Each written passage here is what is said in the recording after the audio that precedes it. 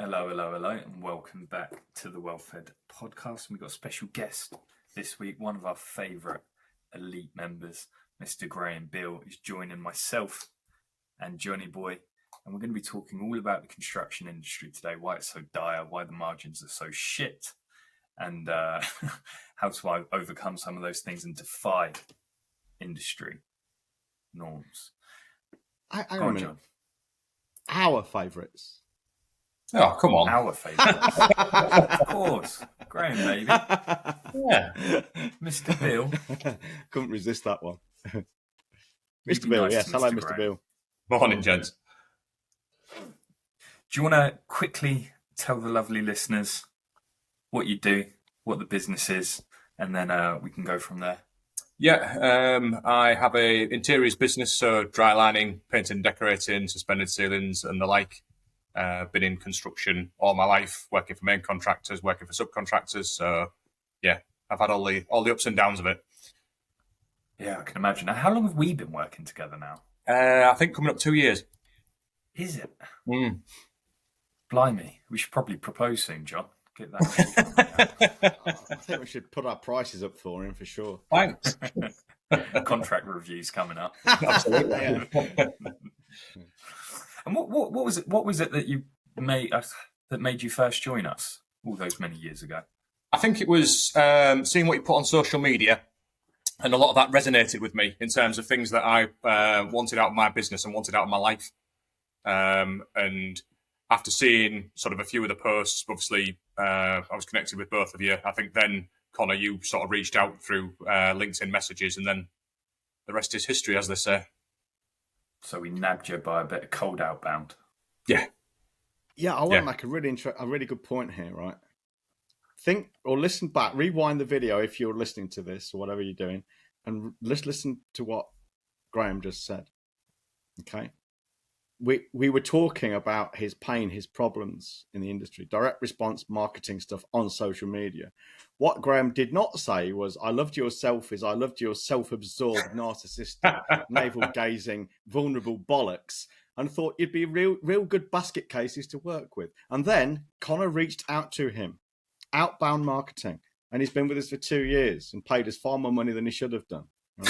Right? So listeners and watchers, please bear that in mind. The golden nugget right there.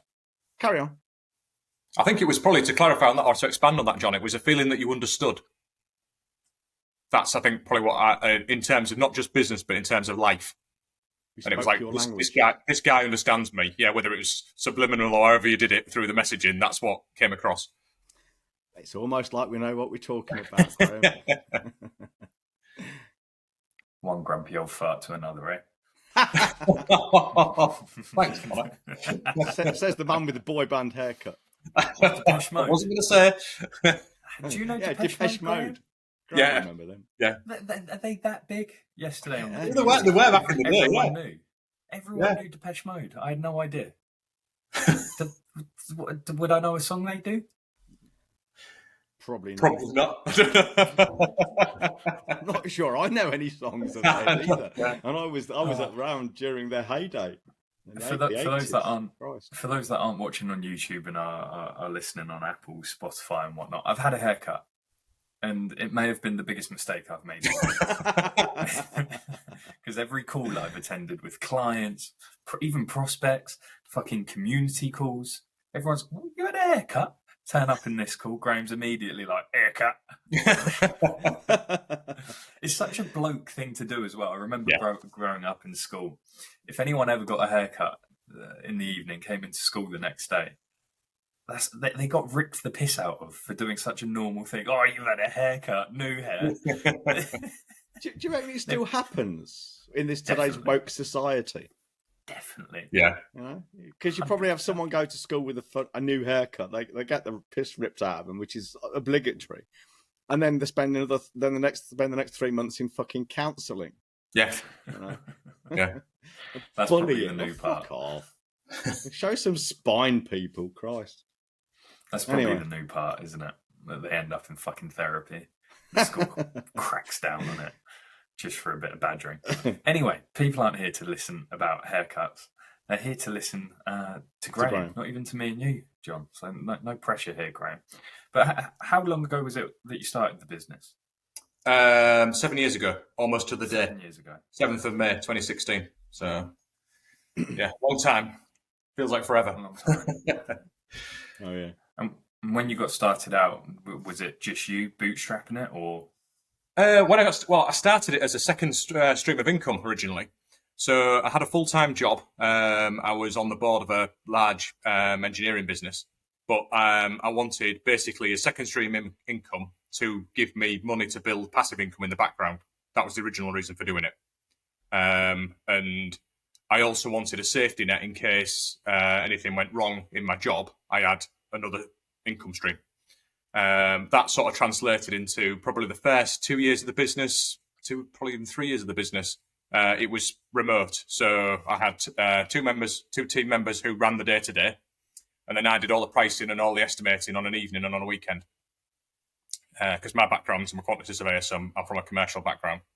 I then got to the stage where I left the company that I was working with, and it was one of those, I'm 40, if I don't do it now, I'll never do it type. I need to go and be my own boss. And yeah, that was 2018, end of 2018. And how were those first couple of years? It must have gone well enough for you to be like, right, I can afford to take this risk. No, they weren't really, to be honest. I parted ways with the last business sort of by mutual consent. I think it had run its time and they wanted to do other things and I wanted to do other things.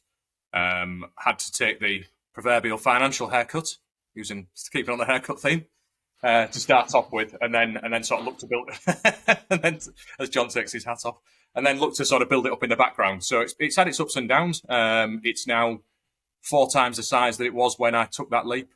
And you know, it's been an interesting challenge. Because obviously you've run it for 7 years now. Yeah, you've grown it very well. So, what mistakes do you think you were making in those first 1, 2, 3 years, and how did you remedy them for the growth? I think a lot of the things that you guys teach, really, I think I was naive at the start in terms of I tried to promote rapid growth by tight margins. So I tried to balloon turnover at the expense of profitability, which is never a good thing to do. Because I was conscious at the time that the business had to reach a certain critical mass to be able to afford me. So I wanted to try and get there as fast as I could. I didn't say no enough, which I think is something that you guys are certainly talking about a lot at the moment in the stuff that you're putting out, and the course yesterday was about that. So that's probably another thing. And I've always been somebody I've liked to empower people who work with me in terms of delegating responsibility and allowing them to run, if you like, and almost be the coach in the background. And I think I've probably been guilty with abdicating in certain instances rather than delegating, and that's come back to bite me. I want to pick up on the point that you made, that you just said yes to everything. Yeah. Because it sounds like you made the typical construction mistake of, if I get all of this turnover, there must be some net in there somewhere. Yeah. Well, I mean, ultimately, historically, I've always worked for main contractors. So the main contractor world, the margins are like nothing. You know, I've worked for businesses that if you make 5% on a job, you've done amazingly well. We bid schemes at 0. I bid schemes in the recessions at below 0, so below our cost threshold, with the hope that we'd make the money back up through variations and through subcontractor buying gains. So I've come from an environment where the margins were extremely tight. And I think that then moving into the subcontract world, where the margins are probably a little bit more healthy because you're more niche, that took a bit of a while to get my head around. So how did you learn that? Right, it sounds ridiculous, because if in any other business you said, right, I'm gonna make sure my margins are negative, yes, you'd get laughed out the room. But it seems so common in construction. They see that proverbial carrot in front of them. They're like, well, if I win this job, there's definitely going to be more work down in the future, which is a very rare case, even though it gets promised almost every day in construction. So how did you you twig that, right, this is a fool's game. Because still to this day, when I talk to men in construction, they always say, my margins are tight, but they have to be that way, because otherwise I won't win the business. I won't win any future work of them. I'll do anything I can to get on their main, their preferred suppliers list. So how did you make that mental shift that, right, this is a mugs game and I actually need to be looking at the fucking profit, not the big number at the top? I think working for a main contractor, or working for a number of main contractors, not necessarily the last business, the engineering business, that was in a sort of different sector, but your more traditional main contractors who were doing, hospital extensions, school refurbs, all that sort of stuff. If you look at their accounts, they're turning over, 40 to 50 million. They're making 40 grand net. So you were looking at a job, and you'd literally have a job. Let's say, you're building a health centre. If you put a manhole in the wrong place, the job lost money. And the job might be 4 million quid, just because of how the risk was apportioned by, and I think that's client driven, because all the clients want to do is push all the risk down to the main contractor. So the main contractor gets all the risk, doesn't push back. Then the main contractor goes, "Ooh, right, okay, what do I do with this risk?" Now, when I started in my career, for the first main contractor I worked for, we had labour on the books. So we'd have joiners, bricklayers, we'd do some of the work in-house and self-deliver it. Latterly, essentially, a main contractor is just a management company. So all they do is employ subcontractors to build the job and have a site agent to manage them. So they'll have, the site agent will be employed by them, the forklift truck driver will be employed by them, everybody else is subcontract. So the next thing is, right, we push that risk down to the subcontractor. So it's a trickle-down effect that starts from the client. I don't think in this it's necessarily the main contractor's issue. I think the key issue is it's an issue about saying no. If the main contractor was to push back and go, actually, no, I need to make some money here, then it might be a different outcome. One of the things that in one of the businesses I worked for that we talked about a lot was getting the supply chain in and actually analysing their prices and saying, look, we understand you have to make money. Let's not price all this risk in. Let's look at it on a more open, almost like a negotiated relationship where all parties go into that relationship understanding that everyone has to make money. And I just looked at main contracting, which is my background, and thought, if I set up a main contracting business, the company's going to have to do tens of millions of pounds to be able to afford the lifestyle that I want out of it. The stress is phenomenal that comes with that in terms of, I've run big companies and that stress is unbelievable. To make nothing, to look at your accounts at the end of the year and go, wow, I've made enough to, get the office redecorated, and that's it. And I just looked at it and thought, this is just a mug's game, but it's the famous words of "it's always been this way," and I think that's where, having engaged with you guys, it doesn't have to be that way.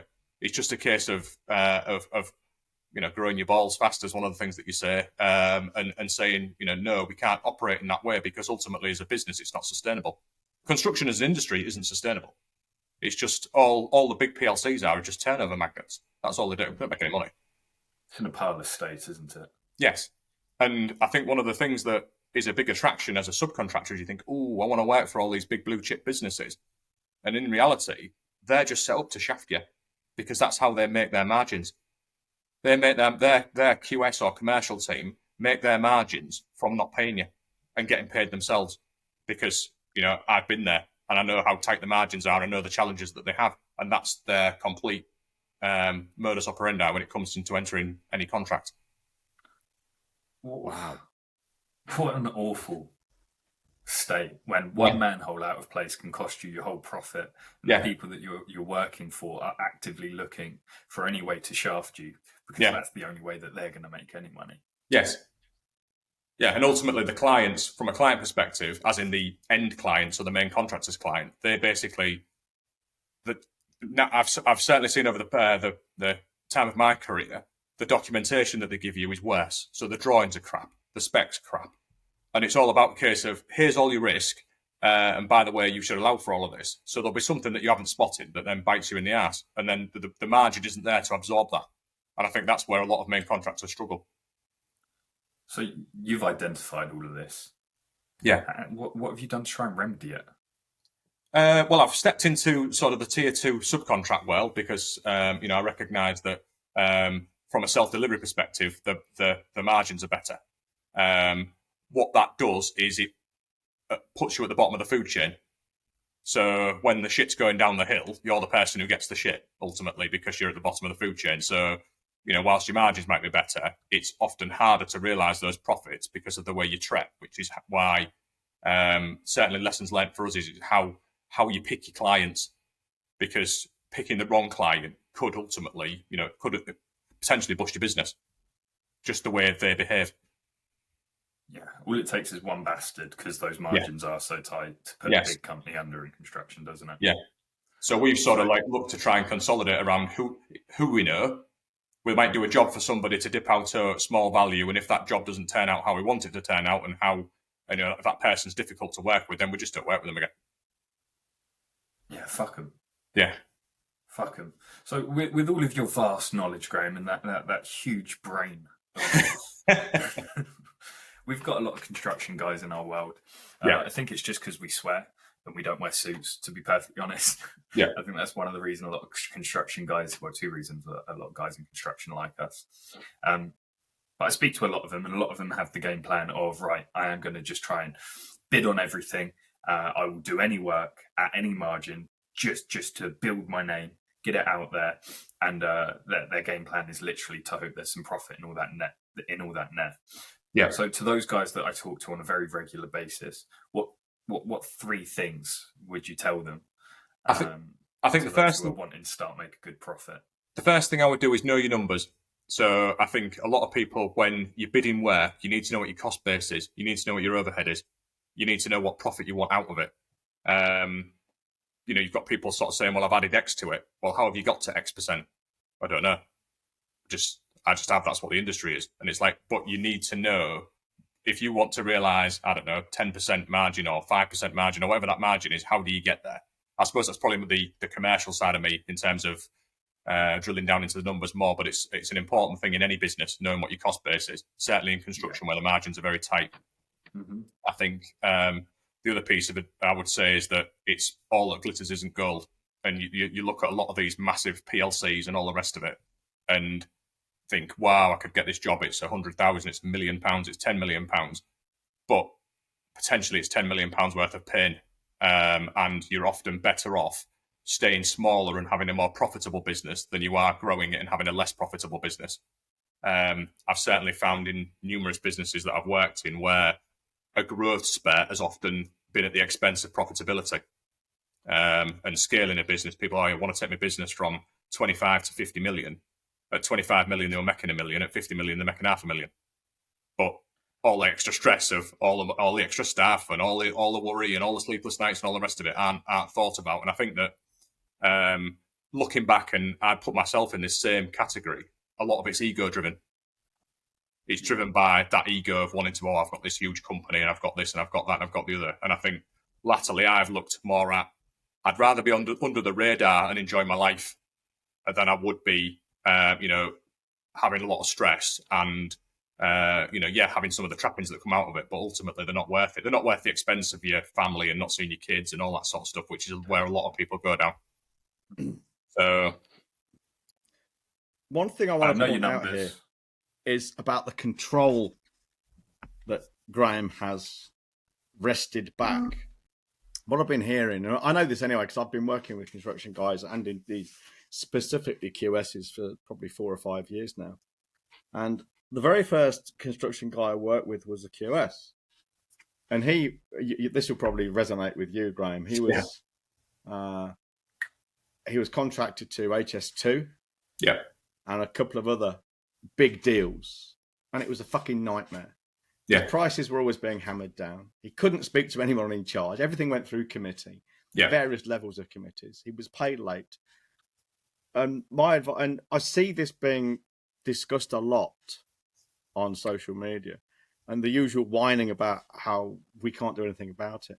My advice to him was very simple, and it's what you did. I know that you did it because we told you to, or not, I can't remember now. Yeah, but probably.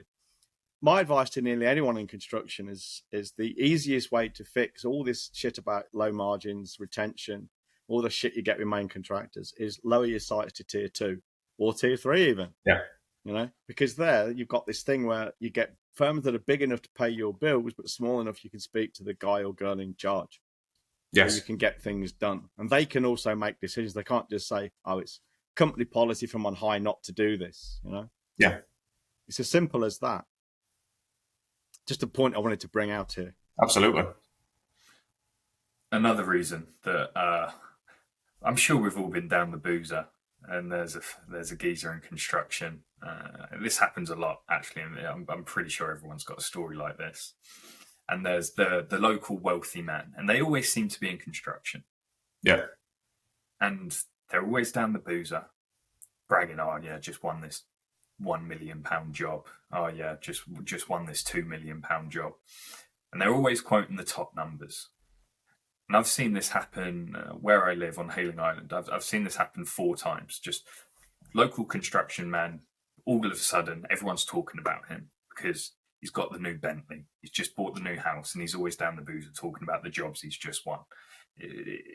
It's happened 4 times, by the way, so it's mental. It's a trend. Yeah, and everybody talks about them, which fuels their ego.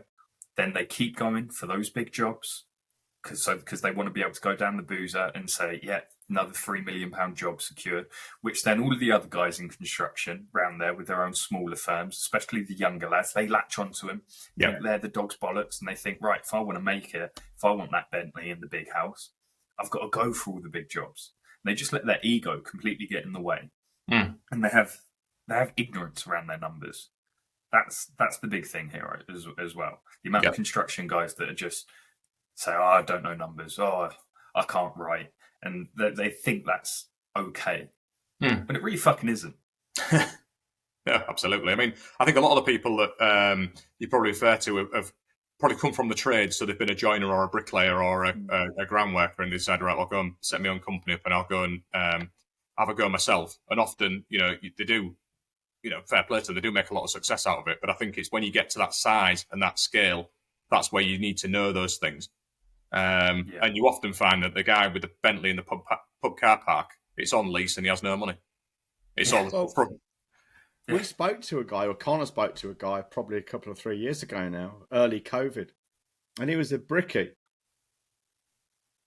And he was doing over $1 million a year in turnover. And Connor says, well, what's your margins? What your profit? He said, I don't even know if I'm making a profit. For all he knew, he was doing $1 million in turnover, working 18 hours a day and losing 100 grand a year. We just don't know. He didn't know either. No. We've got a guy now recently, he's doing 65. He's only a young lad, 22, 23. He's doing 65K a month in turnover. Got no idea how much profit he's making or if he's making any at all. It makes me laugh. Yeah, it's lunacy. It is lunacy. Yeah. Utter lunacy. And that guy that I spoke to 2-3 years ago, lovely fella. But he had the car on lease, brand new BMW on lease. He had recently bought a big 6-bed home. And the reason he booked the call with myself and John was because I've committed to all of this and I've got no idea if I can actually afford it. I thought the fact that I was making £1 million a year would be enough, but I'm shitting my kecks. And it was like, oh God, you got to go away and do your numbers. Yeah. And we never heard back from him, actually. So I hope he's out there still doing well. And he's done all right, yeah. Yeah, the predictable didn't happen. So construction's pretty shit. Doom and gloom at the start of the call, aren't it? Yeah, and it's not looking to get any better at the moment from the way I see it. No. Coming out of COVID, yeah. God, COVID feels like a distant memory now. Yeah. 3 years ago. Yeah, a lot of loans taken on. Yeah. Everyone got really fucking busy, and everyone all of a sudden thought they had a viable business. Yeah. And I think round about now, a few of those businesses have gone under, and a few more businesses are starting to feel those effects, and reality's setting in. So what challenges is the construction industry facing right now as a result of the economical fucking shit show we've been in and are entering as we speak? We know tight margins are always going to be a thing, but are there any new challenges in the construction industry right now? I think COVID, if you go back to the earlier point, COVID was a bit of a bubble. So it was at the time, it was, well, what's going to happen? The whole country's shutting down. Where do we go from here? Construction then became key work under the government's guidance, and the job sites pushed on. I mean, I can't say that particularly the health and safety on them to manage the issues around COVID at the time were ever dealt with correctly. It was just a case of business as usual on a lot of them. But I think it was a honeymoon period that certainly gave a lot of businesses a turnover boost. I know it did for us. There was a lot of almost like free money out there in terms of these bounce back loans and all that sort of stuff. So there was a temptation to load your business up with debt. A lot of people did that and then just put the businesses under, I heard. Yeah. And, I've got a 50 grand loan to bounce my business back, but I'll go buy a Range Rover with it. So saw that quite a lot. I think probably the challenges that construction faces now are we're sort of tiptoeing around a recession. Interest rates went up again yesterday.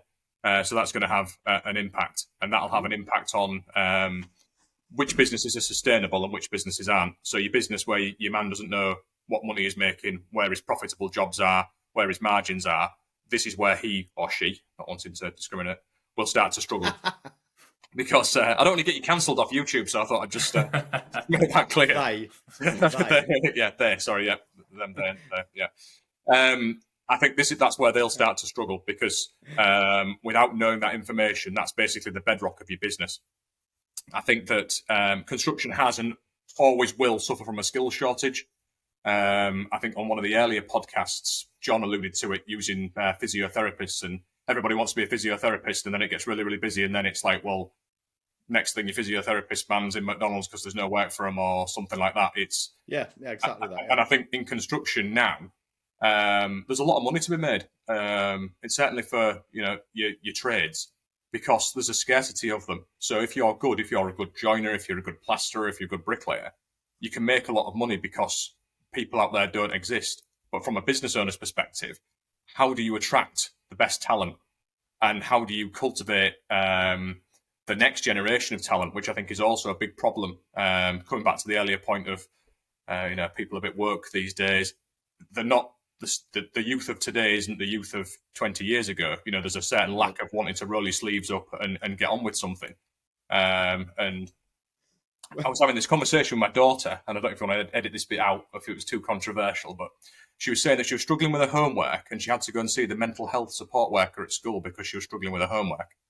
So I was like, right, okay. So I said, if you came into my business and I gave you a job, would you expect that after a mental health support worker for you to go and talk to if you couldn't type an email in time or something like that? It's just like crazy. And you think construction is a very macho industry, and the older school lads will just destroy any apprentice that goes onto site because of this woke, entitled nature that a lot of people have these days. And we've been fortunate in terms of some of the we've taken on youngsters. We've got apprentices at the moment in the business, and they're very good. They're very driven, capable young individuals, young men and women. And I think a lot of that then comes back to how the parents have brought them up, in my opinion. But I think going back to the original point, I think a skill shortage is certainly something that construction will suffer with and has always suffered with. Going back to your point, what we're talking about here is resilience, isn't it, really? Yes. Now, I'm going to be a grumpy old fart now. I was born in 1965, probably quite a few years even before you, Graham. When I was born, the war had only been over for 20 years, and it was still very fresh in the public psyche and the consciousness. And there's no doubt about it. I whether I'm a grumpy old fart or not is not the point. The point is what I'm saying is true. People were more resilient than we just were. Yes. And it is the parents, because the parents of today were kind of teenagers and children 30 odd years ago. Well, that's when I got my degree. I graduated 33 years ago. I've had a degree for longer than a lot of these people have been alive. And their kids often are spoiled little brats. Yeah. To think you're offered counselling, mental health therapy because you struggle with homework. Yeah. It's just frightening. And that's not a reflection of your daughter. That's a reflection on the fucking schools. Yes. I mean, I think they say, don't they, that hard time makes hard men and soft times make soft men. Not running against a dwell on men. But I think that, obviously, you've gone back to your point regarding the war. that was a hard time, so it made harder people. And I think since then, your 90s, 2000s, we've had a lot of things. We've been very lucky that our lives, and especially in the Western countries, have been very, very lucky. We haven't really wanted for a great deal.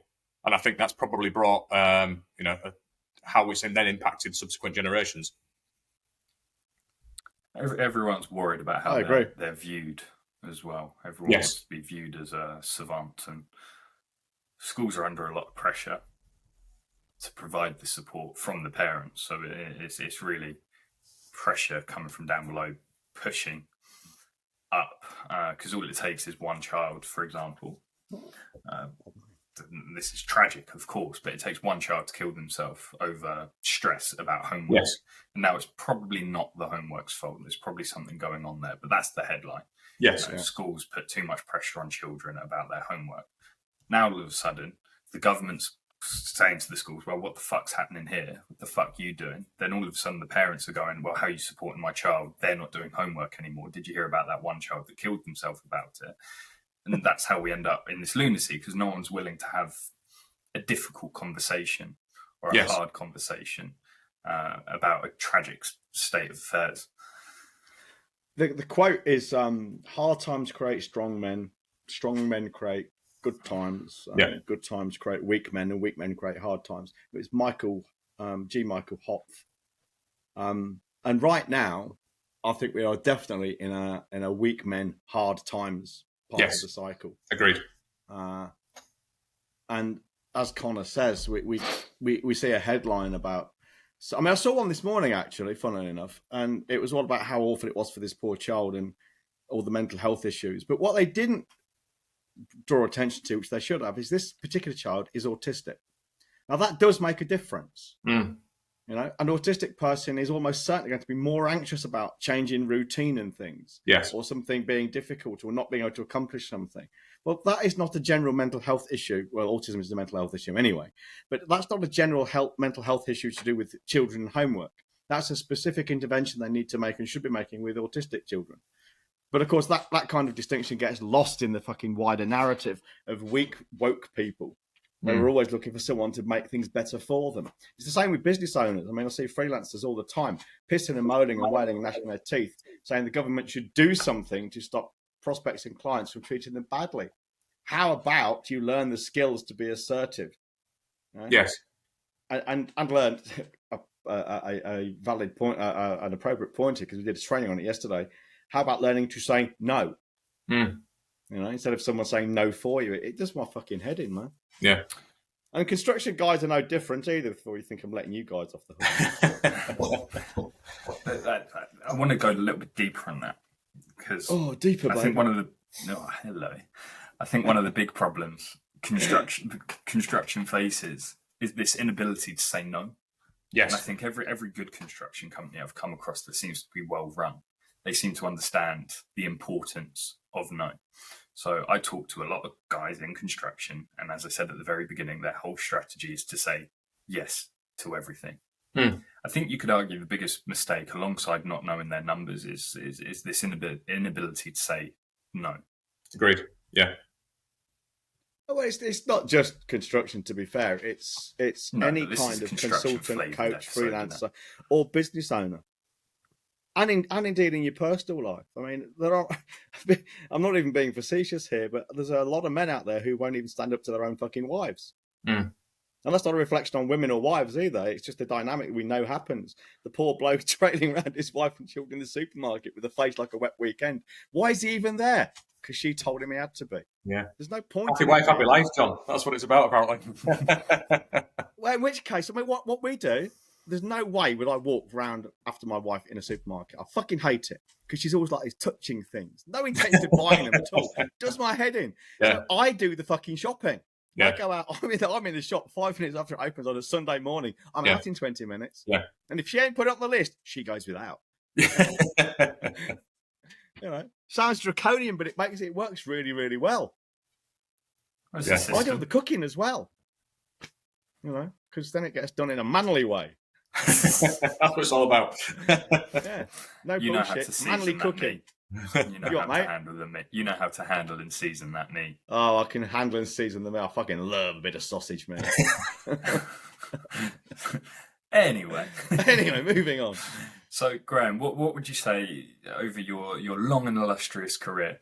What's one thing that you've either learned or implemented that was a big success? It might be a big relief, big weight off your shoulders, a big success financially. But what's one thing that was a real like, fuck me, that's the best thing I've ever done? Other than marrying Katie, obviously. Yes, of course. Yeah, that goes without saying. I think that's a very, very challenging question. I think that there's a lot of things I can look back on that I think, yes, that was the right decision. I think, empowerment and supporting of team in terms of not being a dictator is something that I always look back on, and I always I've had people who've worked for me in the past have always said I'd be good to work for because I've, given them opportunity, because I've looked to promote them, because I've not stood over them and micromanaged them and that sort of thing. So I think that's been a good thing. I think knowing and understanding my numbers has been a good thing, and that's certainly helped me turn businesses around where companies have. If I come into a company and it's been struggling, it's about being realistic around things and having to have those difficult conversations where you say, look, this just doesn't work, or this isn't going to work, or this person doesn't work. I've removed people off boards of businesses, directors, and all the rest of it, just because you can clearly see that person has got to a level beyond their level, and that's always a difficult conversation to have. So, but ultimately, when I've done that in the past, the individuals have come to me and said, "My life's so much better. I've hated it being a director. Now I'm a commercial manager. It's where I want to be. My home life's better, all that sort of thing." And I take an element of pride in that, in knowing that that person is happier in themselves. So, yeah, I think a lot around the people side of things, and then obviously from a commercial background, a lot around the number side of things, and really sort of drilling into those numbers, understanding where we make money, where we don't make money. Perfect transition right here, because I wanted to talk about leadership, hiring, managing staff, something that you've done a lot of in your time. And as you said earlier, there's a real skill shortage. One of the big problems that construction companies are facing right now is the ability to find the right people, keep them, and look after them. So how many staff what's the most amount of staff you've had under your dictatorship at its peak?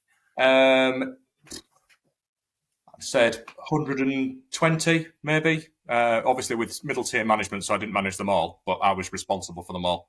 The last business that I worked for that I was on the board of employed 500 people in different disciplines, and probably in the disciplines I was involved in, 150 maybe. Fair few then. Yeah. So you're talking about one of the big things that you learned was not being draconian. It was being, I don't want to use the word holistic, but a nicer manager. Is that the right word to use? I think it was about, I wouldn't necessarily say I'm nice, because I can be not very nice. I think it's more about a good leader, having the right people in the right generals in the army, if you like. So the right lieutenants below those people and below those people, so that you've got ultimately that level of accountability. And I think it's a case of talking to those people. So how I would run my team would be, I'd have my managers, I'd have a weekly meeting with them, I'd go through all our objectives, what we were looking to do. But I would also make a concerted effort to go and talk to the people on the front line almost. So if I was, I don't know, group commercial director, I'd go and talk to an assistant QS. How are you doing? Because then I could understand below the levels of management that were reporting into me, and I'd know if the other ones were telling me bollocks. Because and then it's a big problem, isn't it? Yes, because you can get a lot of people who can come to you and go, "Oh, this is great, that's great," and all the rest of it. And when you get under the skin of it, all they're doing is just telling you what you want to hear, so that you go away. Yeah, my brother's a chippy, and he worked for a big company that was more like a chop shop, to be perfectly honest. Just quick jobs, as quick as you can, slapdash, and he hated it. He now works on I think houses that are, I think the cheapest, quote unquote, house he's worked on recently was £3 million doing bespoke furniture, bespoke stairs, proper high end chippy work. But when he was at the chop shop, he worked for a guy, and he sat in on one of the meetings because he was doing really well. They wanted to invite him along for him to meet the other directors and whatnot. And he said his direct boss was also at that meeting and just fed the directors absolute lies, just absolute bollocks. And he couldn't believe what he was hearing. He lied about how well the site was being run. He lied about having no issues with any delivery of materials, the management of said materials, that the team hadn't run into any issues with any of the installations. I was just, my brother was just like, what the fuck? This is pure bollocks. And he was like, well, I don't know what to do because I can't exactly go snitch on my boss. Yes. But if you had someone like yourself coming down to him saying, what's the deal here? Yeah. And I think you also the opportunity to set it straight. You've got to be mindful in any business that the guys on the ground, so in my business, the painters, the plasterers, the metal stud partition guys, the suspended ceiling fixers, they're the guys who are making you the money. So you need to talk to them. You need to talk to them, I think, on a level, not as a master servant level, as a man to man. And that way, I think they respect you. I think they want to work hard for the company, and they feel valued in the company, rather than just the guy turns up in his Mercedes, walks straight past me, ignores me, even though I'm sat in a hole, digging a manhole out or whatever. And that's something I've always tried to do. I've always tried to engage with everybody, and I've tried to speak to everybody that in a way that they're at the same level as me, not to disrespect them. The point that you make regarding your brother's quite an interesting one, because one of the businesses I used to work for, the owner of that business was sort of semi-retired, and he'd come off the tools, so he built a big business off the tools, and I was on the board of this business. And he'd go to the site, and the site manager would just go, "It's all the office's fault. The office have done this, everything's wrong because of the office." So then he'd get in his car, come back to the office, absolutely go ballistic, and then it was a struggle then to convince him that what the guy was saying was a lie, and the whole thing just became a total clusterfuck. And what I ended up doing and how I changed that situation was because the guy on site was stressed that this guy would come and talk to him, and he wanted rid of him as fast as he could because he was worried about having those conversations and he felt uncomfortable. So his easiest way to get rid of him is to tell him everything's the office's fault.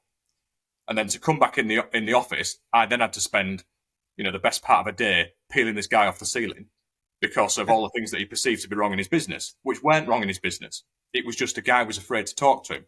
So what I used to do is instead I said, right, once a month, we'll get in my car, we'll drive around all the sites and we'll talk to all these people and I'll come with you. That way I get round, my man on site's not scared shitless of you, and you can see it from your point of view. And then I sort of kind of cheated a little bit. So I said to the man on site, right, next week we're coming to your site. So when I then took the guy to the site, the guy who built the business, he was like, this site's fucking amazing. That's a tick in the box. Everything looks perfect. All the rest of it. He went home happy. The site manager wasn't stressed out because everybody knew where it was and he could get on with the business. But we were almost at that stage. And one of the things I found with a lot of founders who started a business and then built a business is they then almost flip into an element of self-sabotage, where they want to actively then almost go and create problems in the business for the sake of it. I mean, this guy would literally go and take a set of bolt croppers, break into his sites on a Saturday so he could go and see what was going on. And he was in his late 70s, early 80s. So if he fell down a fucking manhole on an unsupervised site, what the hell would have happened to him? But he had it in his head that much that he couldn't let control go. And it was like, but all you're doing is you're almost destroying your own business. You're better off saying, I tell you what, I'm off on holiday for 3 months. I'll see you later. Just ring me once a week and let me know how things are going. And I want to look at the management accounts, which is, I think, a lesson that I've learned as to where I want my business to be. I don't want to be in it kicking everyone's head in. I want to get into a stage where the business is leveraged enough for me to sort of say, I don't have to go in as much. Therefore, I can do other things that I want to do, and things that we've talked around consultancy work and stuff like that later on down the line. But I also know that my business is well run and I've got key touch points within that business, numbers and what have you, that give me the metrics that I need to keep me comfortable. There's a startling parallel there between the hospitality industry. Holly, my daughter, works with us now. And before she worked with us, when she started mid-COVID, she'd worked in hospitality, coffee shop. Before that, she worked in Wetherspoons. And in both of these places, especially Weatherspoons, not that it's necessarily company policy or culture before anybody thinks about suing me, that this is just what she observed in that team, in that pub. And that is, it was very much about covering your own back. So if a customer complained, the first thing that happened was the manager whom they complained to, looked around for someone to blame. Yeah. Finger pointing. And when Holly joined us, she was almost nervous. Never mind the fact I'm her father and she should know better. Because we said, we basically support you. You are going to screw up and it's going to cost us money, but that's okay. Yes. When you do that, you must be honest with us so we know what we're dealing with. And we've had that rule all the way through, and she's used to it now. But in the beginning, she'd do some innocuous thing, which was just a minor irritation. She'd be terrified she was going to lose her job. And we just said, but we said this, Holly. And there's a few times she's probably fucked up quite majorly. But again, we just say, you know, we've just spent £1,000 to teach you this lesson. Don't waste it. Yes. Know? Yeah. And now she's used to it and she's very happy about it. But it's, I can't understand that mentality of, it's basically empire building and arse covering, isn't it? Mm. Yeah, I mean, I think we look at it in a similar way, like what you said there, John, with the £1,000. It's, to me, if there's a lesson learned that's cost you £1,000, because every lesson in business costs you money, as long as that individual, be that me or be that a team member, doesn't make that mistake again, it's an investment. Absolutely. So there's no need for the arse covering. I even use this attitude with clients who say they've been, I sent out an invoice for £300 and they haven't paid it yet and it's 60 days late. What do I do? And I say, well, you let it go. And what you do is you just tell yourself, I've just spent £300 on learning a lesson. Well, what lesson is that, John? That lesson you've just learned is get paid up front. That's a really cheap way of learning that lesson, £300. It's a fucking bargain. And it's the same circumstances, just a different way of looking at it. Yes, absolutely. So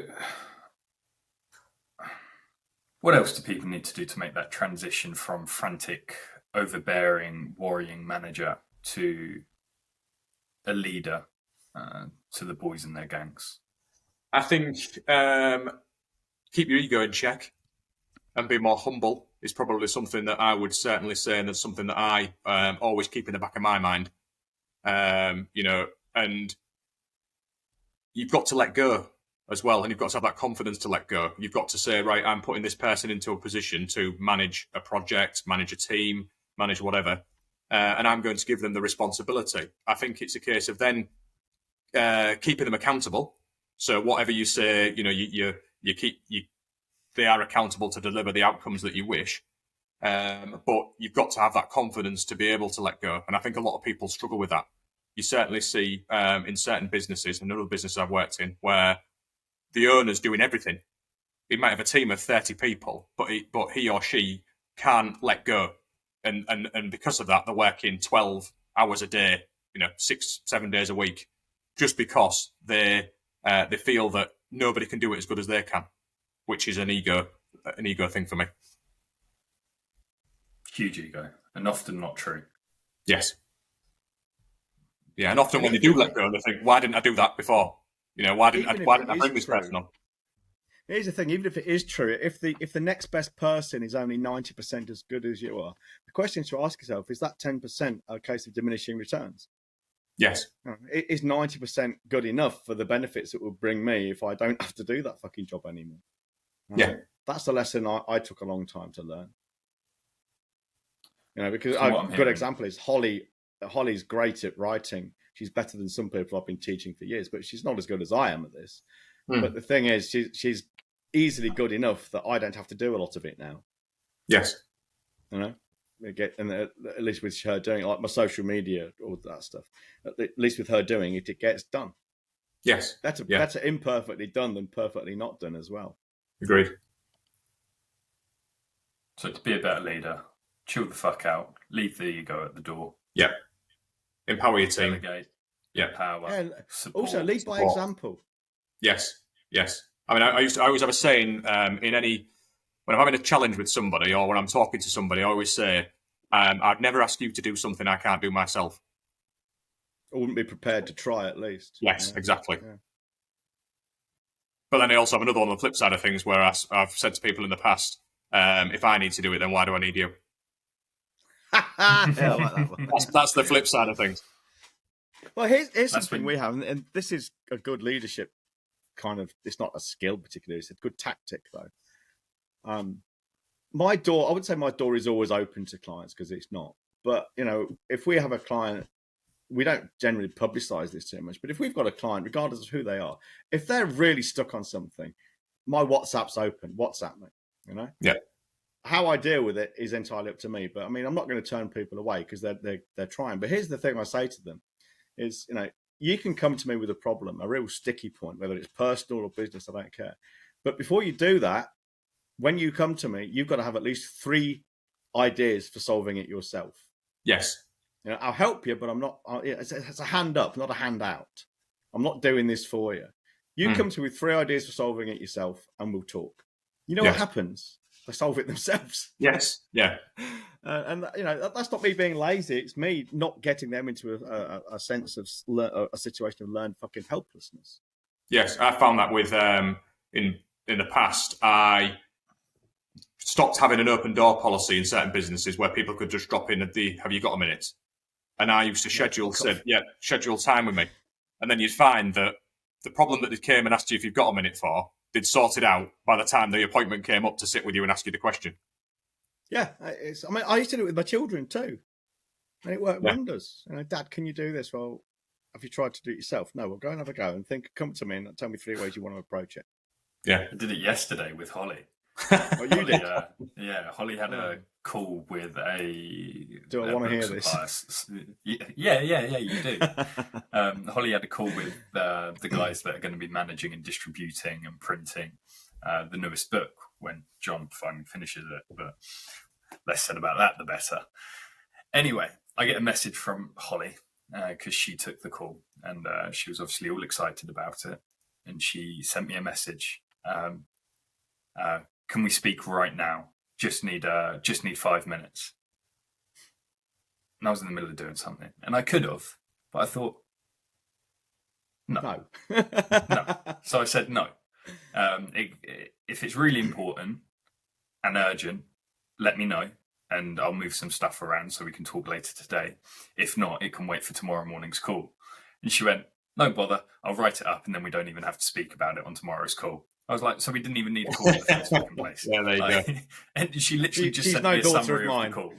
Yeah, she's no daughter. Well, she of was mine, just like, excited. like She wanted to just word vomit on brain someone. brain fart. Yeah. And often when people are struggling with a problem, because they've always had the ability to go to a parent, say, or a teacher or a manager, they just want to get it out of their head as soon as possible. They've found a problem. They haven't even thought about the problem. Yes. You just need to be able to say, no, fuck off. You're here for a reason, member of staff. Think about it for 10 minutes. Yes. Yeah, it's all about making yourself less accessible, isn't it? Which I think certainly comes back to what you're both saying. There for support, but not there to be ear raped. Yes. Like, you cannot have your ears pinned back and wide open for anyone to stick their dick in. That's a bad way to run your business because you'll have a brain full of jizz, and brains full of jizz don't tend to work particularly well. Yeah. I'll be honest. I've done a lot in my long life, but I've never had a dick stuck in my ear, or indeed stuck my dick in someone else's ear. It's something you're quite familiar with, Connor. You're autistic. You wouldn't get it. It doesn't work with autistic people. That's a neurotypical thing. This ear dick confluence, is it? Oh, we all know an ear raper. Like, it doesn't matter who it is. Like, it doesn't matter the person they're ear raping. They just need an ear to just word vomit into about their problems because they've just got that slopey shoulder syndrome. And they can't handle the weight of pressure. They can't handle something unsolved just sitting in their brain. So by any means necessary, they just need to get it out via ear raping, slopey shoulders. But if you just tell them no, stick them in a room, take away their phone and just like sit there, fucking think about it for 5 minutes. They'll come up with solutions. That it might not be the solution, but having some solutions to work with and to consider is definitely better than being ear raped. Definitely. Is there anything else we want to add around leadership, hiring, managing staff, especially in this, with it being so difficult to do in construction? I think hiring is quite a challenging one. Certainly, I don't want to speak for other industries because I don't know, but certainly in construction, it's a hard one. And a CV can tell you a lot of things, and you generally find that you look at the CV, the person comes in, they vomit what it says on your website because that's all the research they've ever done. And so getting to the nub of what that person's really about is often a challenge. And I think if I look back, I went to an event where I talked to Karen Brady, Lady Brady, who's on The Apprentice, and I asked her the question. And she said, the question I ask is, anybody in an interview is, tell me something about my business I don't already know. And she said, that's like a golden question for people to answer. And it's something that I've used in the past, and it does generate quite a lot of interesting responses. Can you give us an example? I think, I'm trying to think of an example of it, because I've asked that question that many times. But a lot of the things it does pull out is it shows if people have done things like gone on Companies House and looked at your accounts, or done further research into your business beyond just looking on a website. Because I think for us, our website doesn't explain as a business probably very well what we actually do. So to see that person has done some investigating in the background and has done the research certainly teases that out of them, that there's a bit more about them just than word vomiting, as you would say. That's a really good question. So yeah, I'm trying to think what someone would say to us, but the whole point of it is I wouldn't know because I'm asking. And I think that's the whole point of the question. The whole point of the question is to catch people out, isn't it? And it's to really.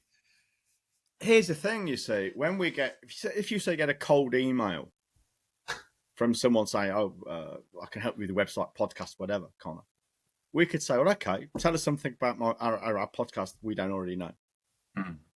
Okay. Highlight that. Now, what you could do if you're going outbound marketing, you could say, if you were to ask me, tell me something about my business I don't already know, I would say, well, that's just a rhetorical device. You know this. Yeah, I can't remember what it's called. It's not chiasmus. It's another one. But we could use that in outbound marketing, outbound DMs. So it's a really good question, Graham. I'm stealing that bugger. I'm sure you must have got it. I'm sure you got it from us. Yeah, I'm sure she must. You did it. Karen Brady must have got it from you. I'm confident of that. No. I've just learned that one. I know every day's a school day for me. Yeah, So I'm the same. written it down. We're going to be using that one, Connor. Wonderful. Guys, we've got to start looking towards wrapping it up. Do we I've got really the gym have yet. anything to say for your sorry selves? I don't think so. From me, one thing I did see in the news that was interesting that I didn't know if it would be something that you guys could put a direct mail out about, something like that. Was, have you seen the guy from the Bank of England who said people need to expect to be poor, or need to just accept they're going to be poorer? And he said that stop putting your prices up because you're driving inflation up. You just need to accept that you're poor. And it's like, what the fuck? I don't want to be poor, Mr. Bank of England man on 6-figure salary. I want money. I didn't see that from the guy in the Bank of England, but I did see a long time ago, months and months now. Might have been, it was last year. It may have been more than a year. Some guy who was he was basically appointed by the government, but he was not a government person. He was a bit of a quango. Who basically said, yeah, people should stop putting their prices up. Put your prices down to help people out. Fuck off. Yeah, because you're driving inflation. I don't want to be poor with everybody else. Exactly, yeah. They want to be poor. Fine, I don't want to be. Yeah. It did amuse me when I read it. I thought of you guys straight away. Because it was like basically telling you the opposite of what you said. I mean, and the thing is, the thing that got me about the guy, not the Bank of England guy, the other one, the thing that got me about that, the guy's a fucking business owner. Mm. But it's a successful business, so he's not actually poor. No. He never will be. Unless he won't suffer. Happens. But he will. It made me laugh. Do you remember COVID? Right at the start of COVID, and everyone was going, "We're on the same boat." We're not. We're really not. What you mean is, you've seen my boat, and you want to ride in my boat. Your boat's got holes in it and is sinking. You want to climb into my boat. My boat's great. No, you're not coming on board. Fuck off. Yes, exactly. So. But no, nothing else from me, guys. Thanks very much. It's been quite fun this morning, to be honest. Didn't really know what to expect, but it's been good. It beats working for a living, doesn't it? Well, it's lovely to have you on, Graham. And I know we've got a lot going on between us, which we can talk about because people want to know that kind of stuff. They can pay us. Yes. But it's having Graham on the show has been a real pleasure, and working with Graham is a pleasure too. Because what Graham does is what not every client does. Most clients, but not everyone. And Graham is right at the top of the tree here. He does what we tell him to do, even when it's uncomfortable. Yes, yeah, and there has been Because times when it's been like that. Yeah, I've this work we're doing right now, and it's been quite fraught at times. I've had Graham sending messages. He's thinking, I can't say that. Exactly. And I say, you say that, and they'll say this. And what Yes. happens, Graham? They say exactly what I say they're going to say. Like a Jedi mind trick. Almost exactly what I've said they're going to say. It's almost like I know what I'm talking about here. Yeah. So it's a real pleasure working with guys and girls who do what they're told because they get the best results, and Graham's got the results to prove it. Thanks very much. If we could have a group full of Grahams, we'd be very happy men. Thank you. Very kind of you. You've done the scariest things. It would be, yes, absolutely. We want more Grahams. You've done the scariest things in construction, such as saying no to main contractor discounts. Paid up front. No to retention. Getting paid on the first of the month without fail. Otherwise, the boys don't go to site. You've implemented all of that stuff in an industry where we've been told repeatedly. It's impossible. Repeatedly, we've been told, myself and John have been told it's impossible, can't do it. And we've gone, no, it is fucking possible. And Graham had the trust in us to go away. Just as he did the fucking work. He's gone, hasn't he? I know. Yeah. What? Me? Yeah, you froze. Oh, you're joking. No, it's probably at your end because we're using Riverside. But just in case he wasn't, what Connor was saying was we've been told repeatedly, and quite nastily as well, that what Graham is actually doing on a day-to-day basis, and other people have done in the past, can't be done. It's impossible. The industry won't stand it. People won't put up with it. But, I said, well, but this guy's doing it. I don't understand. Explain to me what. It's like out there, the sun's shining. It's like someone saying, no, it's night time. Sun isn't up, but I can see it. And to be fair to other people, I think the me of 3 years ago would have said to you, it can't be done. Yeah, but you took the step. You took a leap of faith. Yes. Yeah. That's why it's not even hard, is it? No, it's not. No, it's not. No. It's uncomfortable at times, but it's not hard. No. I could teach someone to do it in an hour, but they don't want to do it. So no. Not my circus, not my monkeys. Absolutely. And on that note, thanks very much. If you want to work with us in the same way Graham has been for the last 2 years, email Holly, HOLLY, at wellfedbusiness.com. If you can't spell that, we don't want to work with you. So figure that one out for your fucking selves. We've got the book coming out soon, so keep your eye on that. I'm saying this for no other reason than to apply some pressure to John and Graham. If there is someone out there in the world that wants to give you a fuck ton of money, where can they reach you to do so? Reach me at the company, graham.beal at BEE-Interiors.co.uk. How do you spell BEE Interiors? BEE. Hyphen in interior spelled how it should be spelled. And if you can't spell it, Graham doesn't want to work with you. Well, yes, there is that. Yeah, absolutely. And on that note, see you later, guys. We've got the link in the commentary anyway. Yeah, cool. See you later, folks. Thanks.